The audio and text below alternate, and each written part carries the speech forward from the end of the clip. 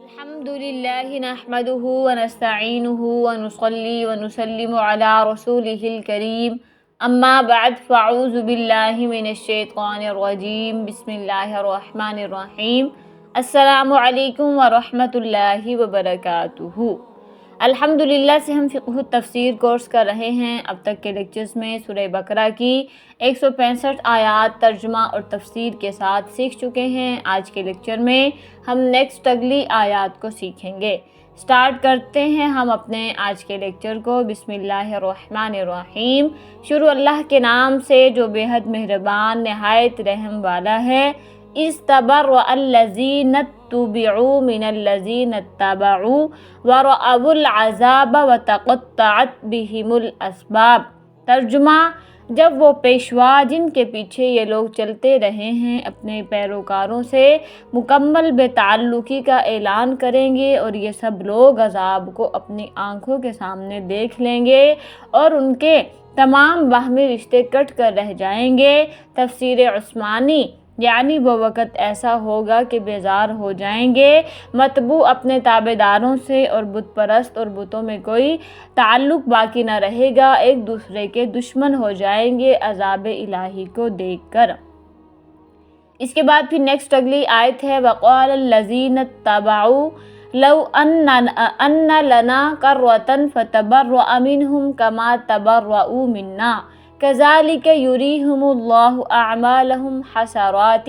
عَلَيْهِمْ وَمَا هُمْ بِخَارِجِينَ مِنَ النَّارِ۔ ترجمہ: اور جنہوں نے ان پیشواؤں کی پیروی کی تھی وہ کہیں گے کاش ہم ایک مرتبہ پھر دنیا میں لوٹنے کا موقع دے دیا جائے تو ہم بھی ان پیشواؤں سے اسی طرح بے تعلقی کا اعلان کریں جیسے انہوں نے ہم سے بے تعلقی کا اعلان کیا۔ اس طرح اللہ انہیں دکھائے گا ان کے اعمال آج ان کے لیے حسرت ہی حسرت بن چکے ہیں اور اب وہ کسی صورت دوزخ سے نکلنے والے نہیں ہیں۔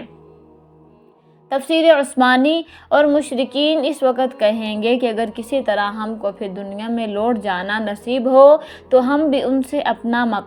انتقام لیں اور جیسا یہ آج ہم سے جدا ہو گئے ہم بھی ان کو جواب دے کر جدا ہو جائیں، لیکن اس آرزو محال سے بجز افسوس کچھ نفع نہ ہوگا۔ یعنی جیسے مشرکین کو عذاب الہی اور اپنے معبودوں کی بیزاری دیکھ کر سخت حسرت ہوگی، اسی طرح ان کے جملہ اعمال کو اللہ تعالیٰ ان کے لیے موجب حسرت بنا دے گا، کیونکہ حج و عمرہ، صدقات، خیرات جو اچھی باتیں کی ہوں گی وہ سب تو بسبب شرک مردود ہو جائیں گی اور شرک اور گناہ جس قدر کیے ہوں گے ان کا بدلہ عذاب ملے گا، اور اب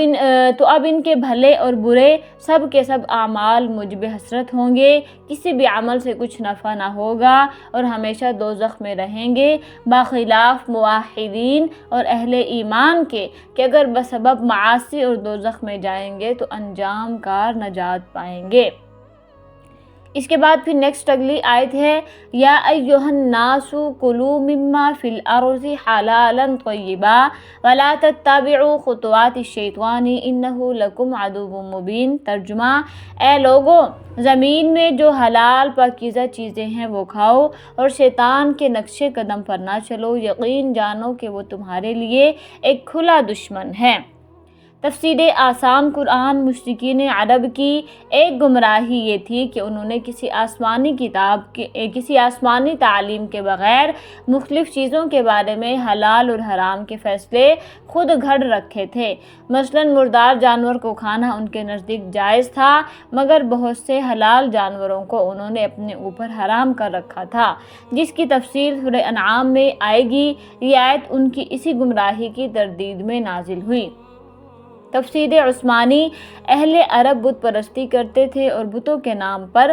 سانڈ بھی چھوڑتے تھے اور ان جانوروں سے نفع اٹھانا حرام سمجھتے تھے، اور یہ بھی ایک طرح کا شرک ہے کیونکہ حلال اور حرام کا منصب اللہ کے علاوہ کسی کو نہیں، اس بارے میں کسی کی بات ماننی گویا اس کو اللہ کا شریک بنانا ہے۔ اس لیے پہلی آیت میں شرک کی خرابی بیان فرما کر اب تحریم اور حلال سے یعنی حلال اور حرام سے ممانعت لعنت کی جاتی ہے، جس کا خلاصہ یہ ہے کہ جو کچھ زمین میں پیدا ہوتا ہے اس میں سے کھاؤ، بشرطے کہ وہ شرعاً حلال اور طیب ہو، نہ تو فی نفسی ہی حرام ہو، جیسے کہ مردار اور خنزیر، اور وما اہل بہ لغیر اللہ، جس جانور پر اللہ کے علاوہ کسی کا نام پکارا جائے اور اس کی قربت مقصود ان جانوروں کے ذبح سے ہو، اور نہ ہی کسی امر عارضی سے اس میں حرمت آ گئی ہو، جیسے کہ غصب، چوری، رشوت، سود کا مال، ان سب سے اجتناب ضروری ہے۔ اور شیطان کی پیروی ہرگز نہ کرو، جس کو چاہا حرام کر لیا، جیسے بتوں کے نام کے سانڈ، جانور وغیرہ، اور جس کو چاہا حلال کر لیا، جیسے کہ ما اہل بہ لغیر اللہ وغیرہ۔ اس کے بعد پھر نیکسٹ اگلی آیت ہے انما یأمرکم بالسوء والفحشاء وان تقولوا علی اللہ ما لا تعلمون۔ ترجمہ، وہ تو تم کو یہی حکم دے گا کہ تم بدی اور بے حیائی کے کام کرو اور اللہ کے ذمے وہ باتیں لگاؤ جن کا تمہیں علم نہیں۔ تفسیر عثمانی یعنی مسئلے اور احکام شرعیہ اپنی طرف سے بنا لو، جیسا کہ بہت سے مواقع میں دیکھا جاتا ہے کہ مسائل کا جزیہ سے گزر کر امور اعتقادیہ تک، مسائل کا جزیہ سے گزر کر امور اعتقادیہ تک نصوص شرعیہ کو چھوڑ کر اپنی طرف سے احکام تراشے جاتے ہیں اور نصوص قطعیہ اور اقوال سلف کی تحریف اور تغلیظ کرتے ہیں۔ اس کے بعد پھر نیکسٹ اگلی آیت ہے جو کہ ہمارے آج کے لیکچر کی لاسٹ آیت ہے وَإِذَا قِيلَ لَهُمُ اتَّبِعُوا مَا أَنزَلَ اللَّهُ قَالُوا بَلْ نَتَّبِعُ مَا أَلْفَيْنَا عَلَيْهِ آبَاءَنَا أَوَلَوْ كَانَ آبَاؤُهُمْ لَا يَعْقِلُونَ شَيْئًا وَلَا يَهْتَدُونَ۔ ترجمہ،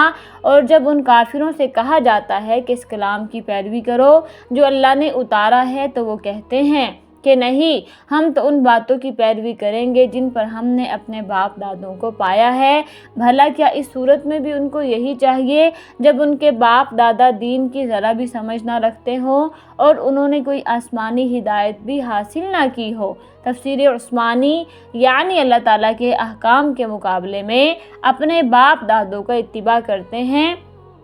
اور یہ بھی شرک ہے۔ چنانچہ بعض جہاں مسلمان بھی ترک نکاح، بیوگان وغیرہ رسوم باطلہ میں ایسی بات کہہ گزرتے ہیں اور بعض زبان سے اگرچہ نہ کہیں مگر عمل درآمد سے ان کے ایسا ہی مترحش ہوتا ہے، ظاہر ہوتا ہے، بس یہ بات اسلام کے خلاف ہے۔ اس کے ساتھ ہی ہم اپنے آج کے لیکچر کو کمپلیٹ کریں گے اور میں آپ سے اجازت چاہوں گی۔ ملتے ہیں انشاءاللہ نیکسٹ اگلے لیکچر میں اگلی آیات کے ساتھ۔ وآخر دعوانا ان الحمد للہ رب العالمین۔